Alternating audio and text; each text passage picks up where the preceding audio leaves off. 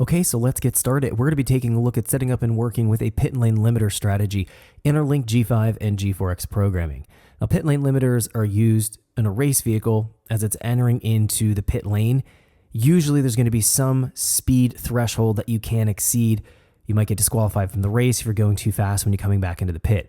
We can set up a pit lane limiter so that the link is looking at your either driven or undriven wheel speed sensor, and it's going to allow the link to have a fuel cut, ignition cut, potentially close your throttle if you're drive-by-wire, or pull spark in order to maintain that particular speed limit, again, coming into your pits.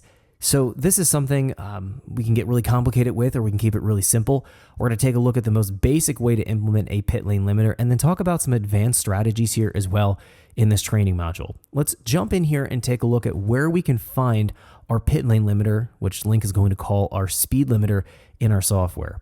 We're going to move from our fuel page and jump over into our safety page. This is where we have our main rev limiter along with a couple other type of limiter strategies, fail-safe protection strategies. We talked about this before. Let's jump in here to safety.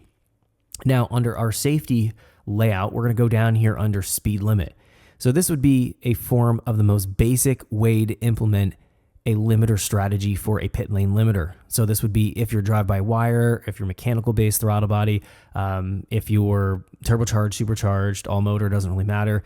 This would be the easiest way to implement a pit lane limiter. So we're going to go here to our speed limit mode, and we're going to go from off, and we need to select what type of cut we want to have in place to rev limit the engine coming back into the pit lane. Now, we can do fuel cut, we can do ignition cut. I would recommend to do fuel cut because it's much softer and easier on the engine. And if you're riding the limiter, the fuel cut is going to be definitely the way to go rather than ignition cut. Ignition cut is going to give you a lot of popping and banging and be a little bit more harsh. Fuel cut is going to be a lot smoother and softer as you're riding that limiter. So let's go ahead and just select fuel cut. Let's click OK here. Now the speed source. This is where we have to define what speed we're going to reference for our limiter. So we need to reference whether it's going to be a driven speed or driving speed source. Now, we have to actually set up either a vehicle speed source and assign it to driven or driving, or we have to have wheel speed sensors set up with our link and assign them to driven or driving. Now, driving speed would be power from your powertrain. Driven speed is going to be your unpowered wheel. So typically we choose driven speed, but it really depends on how you have things configured and set up in your speed sensor window. Let's actually take a look at that real quick, and then we'll come back into our selection point here. Let's jump over here into our window VSS gear. And on my particular vehicle, I have a front wheel drive vehicle. I have my driven wheel speed source set to or driving wheel speed source, I should say, set to the right front wheel. The driven wheel speed source is set to the right rear. Now, this makes sense for a front wheel drive car. My front wheels are driving. They're being powered from the powertrain, from the engine and the transaxle, and that's why I've set right front as my wheel speed source. And then my driven wheel speed source is right rear.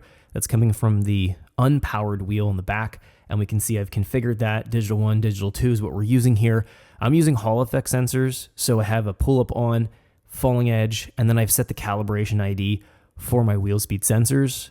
We can use our Excel spreadsheet calculator to actually figure out this calibration value so that we have a good starting point. And we've talked about all this in our speed sensor setup tutorial much earlier in the training course. We can take a look right here. This is our course Excel spreadsheet. This is going to be under speed calculator, where we can enter in our tire information and wheel size to be able to figure out what our calibration number should be for putting it into the software for reference sake. Let's jump back in here. So I have my calibration values established here for the front and rear wheels, and I've established here driving and driven speed. Now, you only need one speed source in order to use the pit lane limiter or speed limiter here in the software. So if you have just only a driving wheel speed source or a driven wheel speed source, that's fine. You just need to define it right here and then configure it here. You can also use general purpose speed if you have, let's say, a transmission speed source. We've talked about how to set that up in a previous training tutorial talking about setting up our speed sensors. So I would recommend to refer back to that training module if you need to set up your general purpose speed. I'm not going to go through the configuration and setup there, but you do need to define where your speed source is referencing. Again, we can look here. We have a lot of options.